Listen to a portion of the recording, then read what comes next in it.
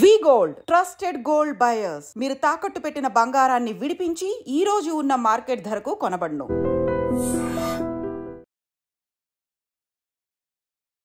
Hi hello నమస్తే, welcome back to our channel. నేను మీ వైషు. ఈ మధ్య కాలంలో వయసు మళ్ళిన తర్వాత, కొంచెం వయసు పైబడిన తర్వాత రెండో పెళ్లి మీద ఎక్కువ ఇంట్రెస్ట్ చూపిస్తున్నట్లు చూస్తున్నాం మనం ఈ మధ్య వీడియోస్లో. నాకు ఇంత ఆస్తుంది, నేను ఒంటరిగా ఉన్నాను, నాకు ఒక అమ్మాయి కావాలి, 30-40 సంవత్సరాలు ఉన్న అమ్మాయి అయినా పర్లేదు, నేనే మొత్తం చూసుకుంటాను, నా ఆస్తులన్నీ ఇస్తాను, నాకు కానీ ఒక పెళ్ళి కావాలి. రెండో పెళ్లి మీద ఈ మధ్య వృద్ధాప్యంలో ఉన్న పెద్దవాళ్ళందరికీ ఇంట్రెస్ట్ వస్తుందని చెప్పుకోవచ్చు. అంటే ఎందుకని, అంటే తల్లిదండ్రులు ఒంటరిగా మిగిలిపోవడం వలన, లేకపోతే పిల్లలు వాళ్ళని వదిలేసి వెళ్ళిపోవడం వలన, ఎందుకని అలా మారిపోతున్నారు అనుకోవచ్చు. ఈ విషయం గురించి మాట్లాడడానికి ఈరోజు నాతో పాటు సోషల్ యాక్టివిస్ట్ కృష్ణకుమారి గారు ఉన్నారు. మేడంతో మాట్లాడదాం. Hello ma'am. హలో, నమస్తే మ్యామ్. నమస్తే. సో పెద్దవాళ్ళు అంటే ఇంతకు ముందు మనకే కథలు చెప్తూ, అంటే అమ్మమ్మలు తాతయ్యలు అయిన తర్వాత ఇంట్లో ఉన్న మనవాళ్ళకి మనవరాళ్ళకి కథలు చెప్తూ అలా కాలం వెళ్ళదీసేవారు, టెంపుల్స్కి తిరుగుతూ. ఇప్పుడు లేదు, వాళ్ళ పని వాళ్ళు చూసుకుంటున్నారు, నన్ను అందరూ వదిలేశారు, నా పాటికి నేను ఉన్నాను, నేను కూడా రెండో పెళ్లి చేసుకొని బాగుండాలనుకుంటున్నారు. ఇది మంచిగా చూడొచ్చా, చెడుగా చూడొచ్చా, అసలు ఎలా చూడొచ్చు అంటారు మ్యామ్? నేనైతే అవసరంగా చూడొచ్చు అంటున్నా. అవసరంగా చూడొచ్చు. ఎందుకంటే పెళ్ళి అనేది ఒక్కొక్క వయసులో ఒక్కొక్క అవసరాన్ని తీర్చే ఒక వ్యవస్థ. రైట్.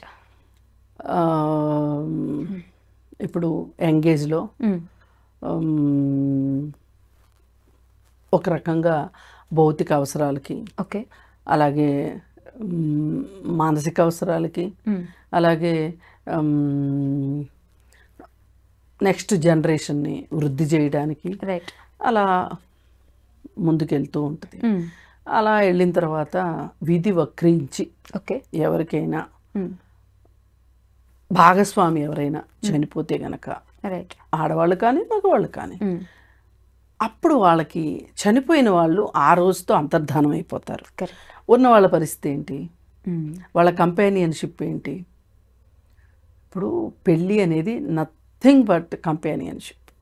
రైట్. ఒక తోడు నీడ. మంత్రాల్లో కూడా అదే ఉంటుంది, పెళ్లి మంత్రాల్లో. ఓకే, నీకు తోడు నీడగా ఉంటాను అని, ధర్మేచ 7 అడుగులు 7 జన్మలు వస్తుంది, నీతో ఉంటాను అని. కాకపోతే అనారోగ్య కారణాల వల్ల, లేకపోతే ఇంకోటో ముందుగా ఒకరు సెలవు తీసుకుంటే గనక రెండో వాళ్ళకి ఒక రకంగా ఒక విధమైన ఒంటరితనం ఉంటుంది. రైట్. ఇప్పుడు అది మరీ ఒక 70 ఏళ్ల వయసు వచ్చిన తర్వాత పార్ట్నర్ చనిపోయారనుకోండి, అది వేరు విషయం. ఓకే. కొంతమందికి 40లోనూ 50లోనూ పార్ట్నర్స్ చనిపోతారు. కరెక్ట్. చనిపోయినప్పుడు చాలామంది ఇంకో పెళ్ళికి హెసిటేట్ చేస్తారు, ఆడవాళ్ళు కావచ్చు మగవాళ్ళు కావచ్చు. ఎందుకు పెళ్ళికి విముఖతగా ఉంటారు వాళ్ళు అంటే, వాళ్ళకి పిల్లలు ఉంటారు. ఈ వయసులో ఇంకొకరిని తీసుకుని వచ్చి జీవితంలోకి, ఈ పిల్లల జీవితం ఏమవుతుంది, వచ్చిన వాళ్ళు పిల్లల్ని సరిగా చూసుకుంటారా చూసుకోరా, ఇలాంటి రకరకాల భయాలు ఉండి రెండో పెళ్లి మాట ఎత్తరు. ఓకే.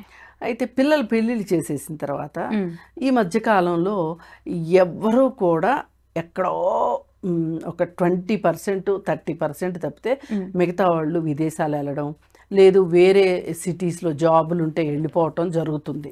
అప్పుడు వీళ్ళు పూర్తిగా ఒంటరి వాళ్ళు అయిపోయే పరిస్థితి ఉంటుంది.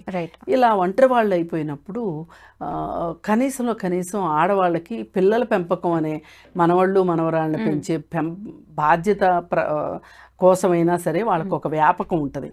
మగవాళ్ళ పరిస్థితి మరీ దౌర్భాగ్యం అంటే వాళ్ళది. ఎందుకంటే ఒక భర్త లేకుండా ఒక భార్య బతకగలదు, కానీ భార్య లేకుండా భర్త బతకలేడు. ఎందుకంటే వాళ్ళకి సమాజం ఇచ్చిన అవకాశం కానీ, మన సమాజమే పితృస్వామ్య భావజాలంతో ఉండే సమాజం అవటంతో ప్రతి చిన్న పనికి భార్య పైన ఆధారపడటం అనేది భర్త యొక్క సహజ లక్షణంగా ఉంటుంది. ఓకే. మరి ఈ పరిస్థితుల్లో ఏంటి అంటే ఒక్కసారిగా భార్య లేకపోయేసరికి అసలు ఇంట్లో ఎక్కడేముందో కూడా తెలియని పరిస్థితి ఉంటుంది. ఇప్పుడు ఒక్కొక్కసారి చనిపోక ముందు కూడా ఎవరన్నా ఒక భార్య ఏదన్నా ఫ్రెండ్స్ అందరూ కలిసి బాగా బలవంతం చేస్తే ఏదైనా టూర్ వెళ్ళింది అనుకోండి, ఒక 2 రోజులు 3 రోజులు ఇల్లు మేనేజ్ చేయాలి అంటే పురుషులకి చాలా కష్టంగా ఉంటుంది. ఖచ్చితంగా ఎన్ని ఫోన్లు వెళ్తాయో, అది ఎక్కడుంది, ఇది ఎక్కడుంది, ఇదేం చేయాలి, ఎప్పుడేం చేయాలి, ఎలా చేయాలి, ఏంటి, ఇవన్నీ మనకి మిస్టర్ పెళ్ళాం సినిమా చూస్తే కూడా మనకి అర్థమవుతుంది. కరెక్ట్. అలాగే ఆమని రాజేంద్ర ప్రసాద్ సినిమా ఒకటి ఉంటుంది.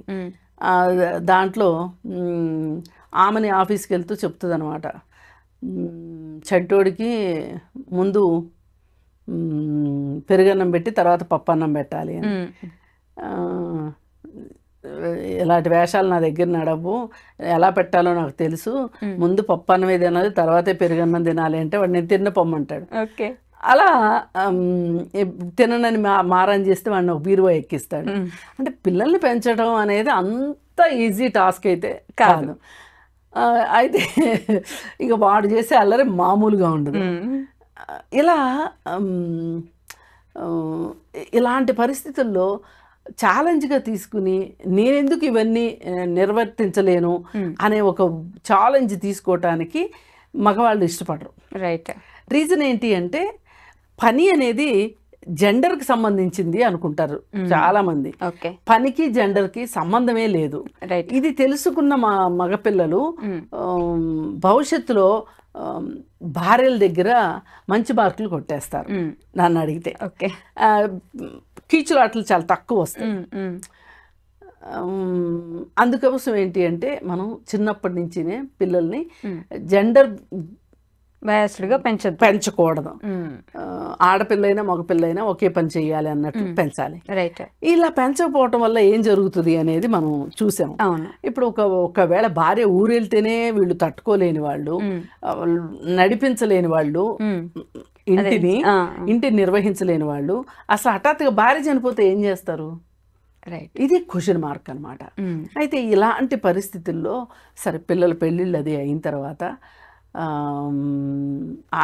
ఒకవేళ భాగస్వామి చనిపోతే ఆడవాళ్ళకంటే ఏంటి అంటే ఆడవాళ్ళని కొన్ని సినిమాల్లో కూడా చూపిస్తారు. అమ్మని నేను ఉంచుకుంటా అంటే నేను ఉంచుకుంటా అంటారు. 2 కొడుకులు ఉంటే, ఎందుకంటే అమ్మ ఉంటే ఏదన్నా చేసి పెడుతుంది, ఏవో చేస్తుంది. నాన్నకైతే మనమే సేవలు చేయాలి అని నాన్న వద్దు అంటారు.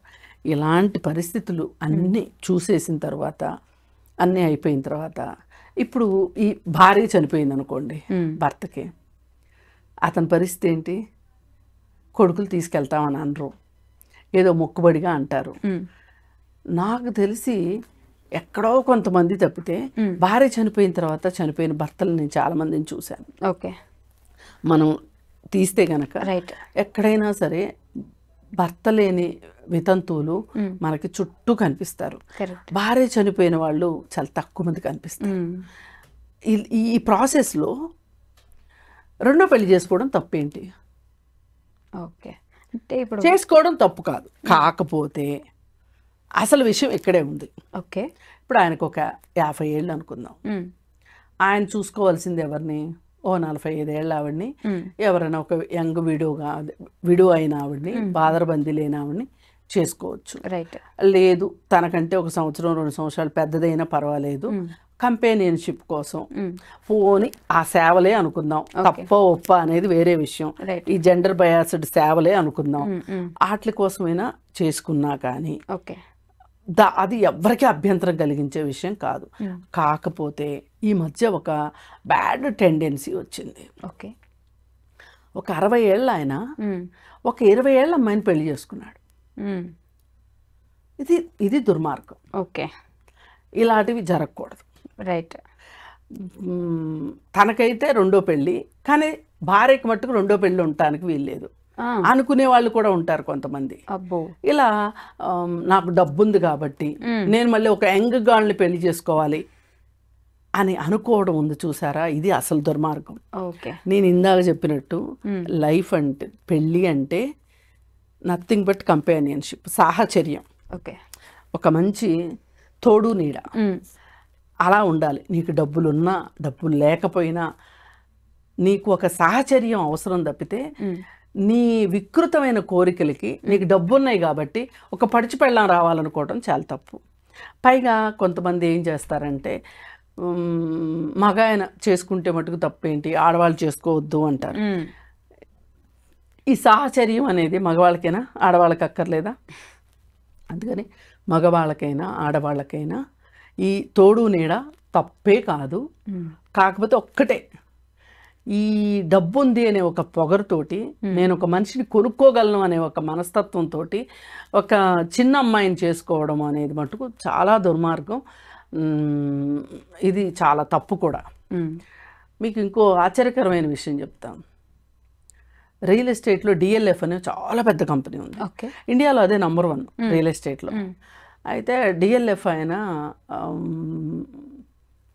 రియల్ ఎస్టేట్ కంపెనీలన్నిటిలోకి అతి ఎక్కువ ధనవంతుడైన వ్యక్తి కూడా అనమాట. ఆయన సంసింగ్ ఉంటారు. ఆయన పెళ్లి చేసుకున్నారు. ఏ ఏజ్లో?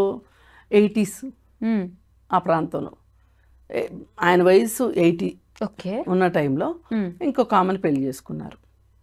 ఆమె వయసు అది పెద్ద తప్పుగా అనుకోవాల్సినంత మ్యాటర్ కాదు. అయితే మరి ఆ వయసు ఆయన ఎందుకు చేసుకున్నారు పెళ్ళి అంటే సాహచర్యం. ఎందుకంటే పిల్లలందరూ పెద్దవాళ్ళు అయిపోయారు. వాళ్ళెవరూ ఈయన్ని పట్టించుకునే స్థితిలో లేరు. వాళ్ళ బాధ్యతలు వాళ్ళకున్నాయి, వ్యాపార బాధ్యతలు కావచ్చు, కుటుంబ బాధ్యతలు కావచ్చు. ఈయన నేను ఒంటరిగా ఎందుకు ఉండాలి అనుకున్నారు, పెళ్లి చేసుకున్నారు. ఇట్లా చాలామంది చేసుకునే వాళ్ళు ఉన్నారు. కాకపోతే ఒకటే దుర్మార్గం, ఆ ఏజ్ గ్యాప్ అనేది మట్టుకు చాలా తప్పు. అది కాకుండా కేవలం మంచి ఒక తోడు నీడ కోసం చేసుకోవడం మట్టుకు తప్పులేదు. Okay ma'am, thank you so much. Thank you. నిజంగా ప్రస్తుతం ఉన్నటువంటి సమాజం దేనికి ప్రయారిటీ ఇస్తుంది? ఆర్థిక సంబంధాల చుట్టూ మాత్రమే తిరుగుతుంది. మళ్ళీ ఎన్నికలంగానే చాలా విరక్తి కలుగుతాం. మంచి అనిపిస్తుంది కదా, లేడీస్ కూడా ఛాలెంజింగ్ జాబ్స్ చేసినప్పుడు చాలా బాగుంటది. ట్రాఫిక్ అసిస్టెంట్స్ గా నియమించిన ట్రాన్స్జెండర్స్ అందరితో సాల్యూట్ చేయించుకుంటున్నారు. ఫుడ్ డెలివరీ ఇవ్వటానికి వెళ్ళినటువంటి డెలివరీ బాయ్ అనిల్ పై కళ్ళ ముందు